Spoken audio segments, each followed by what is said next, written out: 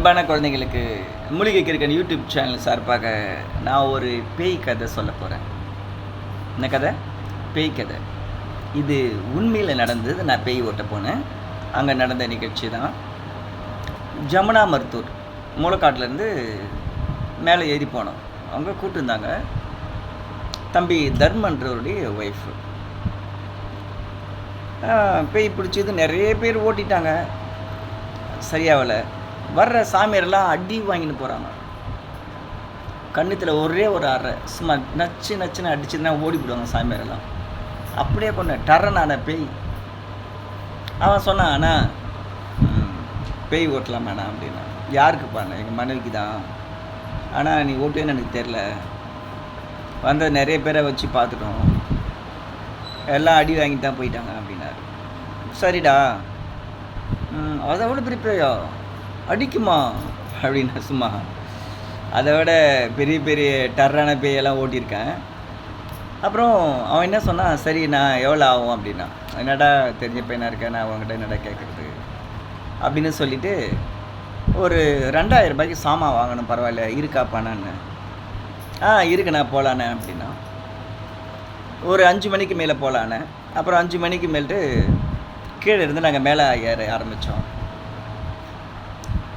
அங்கே மலை மேலே ஏறணும். லைட் எடுத்துக்கிட்டு ஏறணும். 6, 7, 8 ஆகி போச்சு. நாங்கள் ஜமுனாமுத்தரை போகிறதுக்கு இந்த குறுக்கோயிலில் போயிட்டு போனோம். அவன் தெரிஞ்ச வழின்றதுனால அவனை இட்டுன்னு போனானுங்க. காட்டு மேலே மலை மேலே ஏறி போகணும்.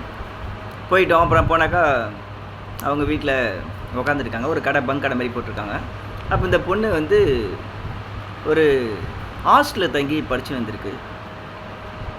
ஹாஸ்டலில் தங்கி படிக்கும்போது அந்த ஹாஸ்டலில் தான் அந்த பேய் பிடிச்சிக்கிச்சு. இந்த ஆத்மா பேயில் ஆத்மா பிடிச்சிக்கிச்சு.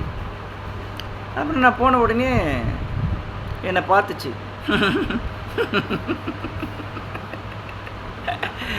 நினச்சா சிரிப்பாக இருக்குது. போன உடனே என்னை பார்த்த உடனே சிரிக்குது. நான் சிரிச்ச மாதிரி தான் சிரிக்குது.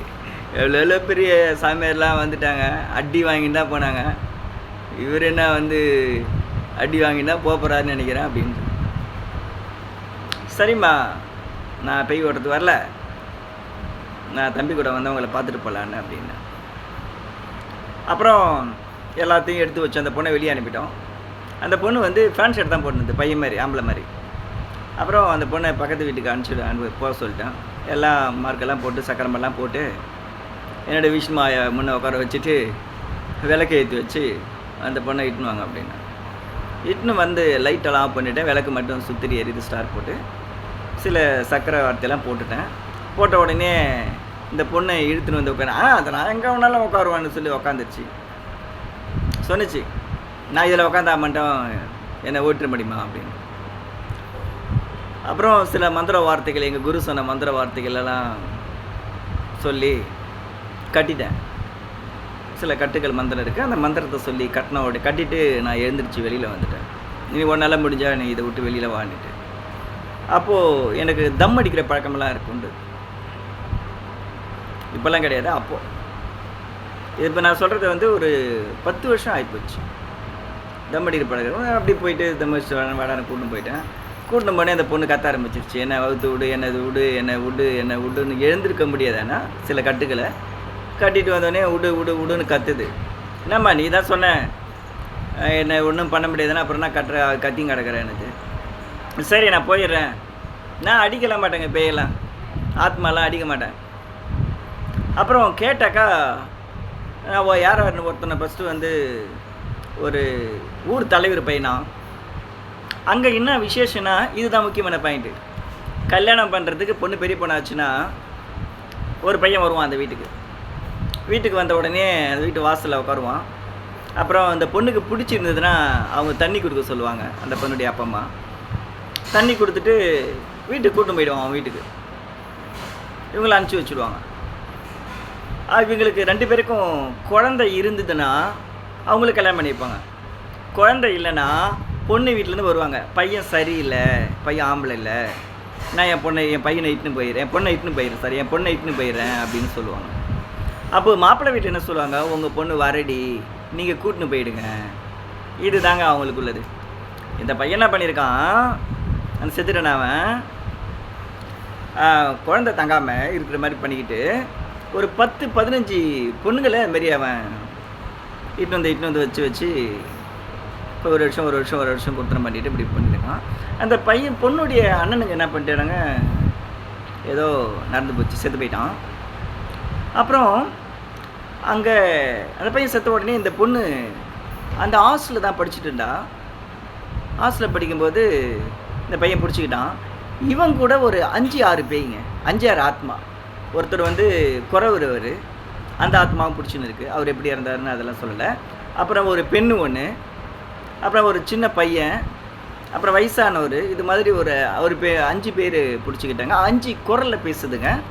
ஒருத்தர் சொன்ன, நான் போயிடுவேன், அதோ வரான் பாரு குறவன், அவன்லாம் போகவே மாட்டான் என்ன சொல்லிட்டு ஆம்பளை குரலில் பேசுது. அப்புறம் அவன் ஒன்று சொல்லுது, என்ன மச்சான் சிகரெட் இல்லையா? அதோட ஒன்று அவங்க அம்மா வந்து பின்னாடி தட்டுவானா, சூப்பராக இருக்க, நல்லா இருக்க, செம்மையாக இருக்கான்னு வேணாம் இன்னும் சொல்லுமா. அந்த பெண்ணு வந்து அவங்க அம்மாவை இதுமாரி சொல்லுமா.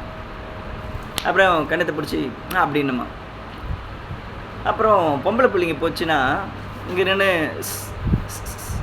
அப்படின்றது, தம் அடிக்கிறது, அது மாதிரிலாம் இருந்திருக்கு. அப்புறம் அந்த பேயை ஒன்றா ஓட்ட ஆரம்பித்தேன்.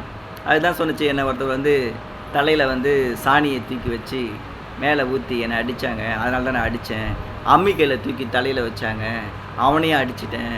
நீ வந்து எதுவும் செய்யலை, ஆனால் என்னை கட்டிப்பட்டு போயிட்ட, அது இவங்க செஞ்சுட்டு எனக்கு பெருசாகி போச்சு, எனக்கு என்னால் ஒன்றும் முடியல, அவுத்து விடு, நான் போகிறேன் அப்படின்னுச்சு. உனக்கு என்ன வேணும்னு கேட்டேன்.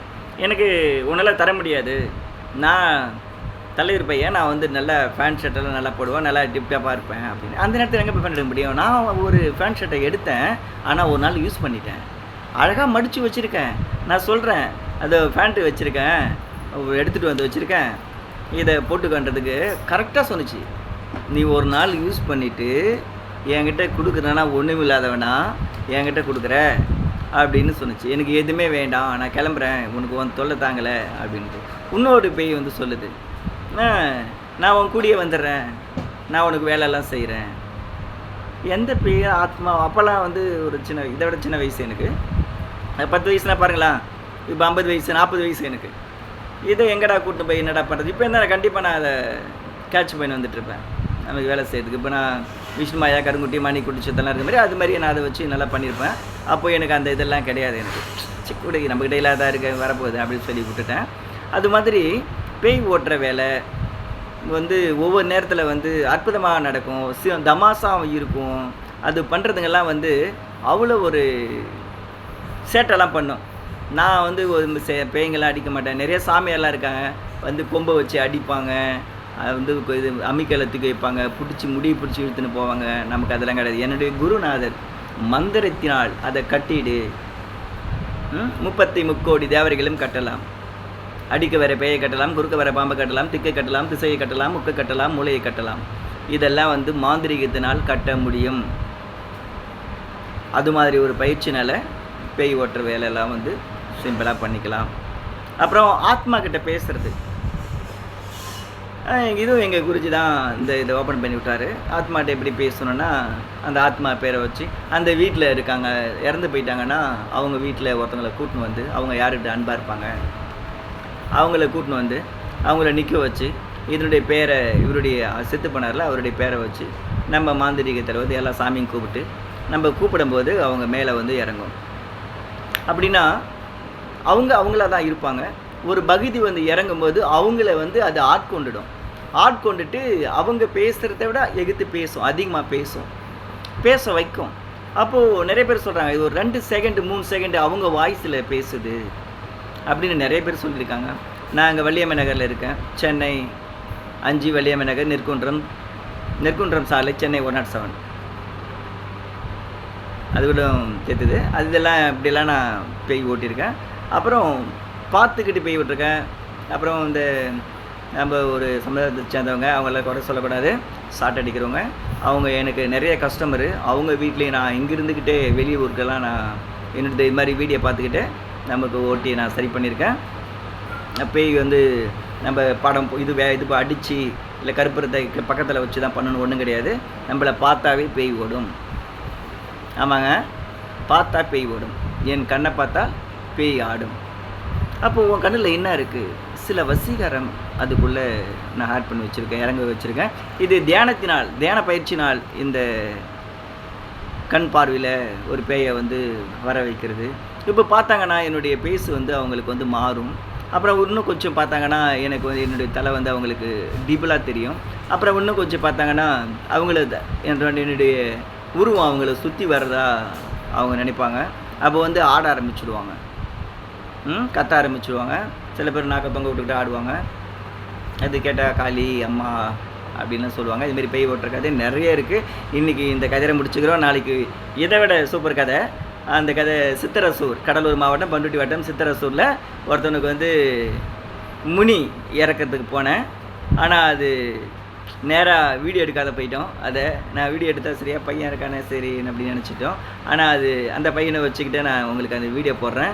அவர் சொன்னதை, அவர் மினியை நேரில் பார்த்துருக்காரு, நேரில் நானும் பார்த்தேன். இதை நிறைய பேர் நம்ப மாட்டாங்க. என்ன மினியை நீங்கள் நேரில் பார்த்தீங்களா? ஆமாம், நேரில் பார்த்தேன். இந்த நிகழ்ச்சி, இந்த கதையை நான் அவனை வச்சுக்கிட்டு, அந்த நேரில் பார்த்தவனை வச்சுக்கிட்டு வீடியோ போடுறேன். வாழ்க வளமுடன். உங்கள் வீட்டில் யாருக்காவது பேய் பிடிச்சின்னு இருந்தால் ஈஸியாக ஓட்டிடலாம். பணமெல்லாம் இதுக்கு அதிக செலவெல்லாம் கிடையாது. பாய்.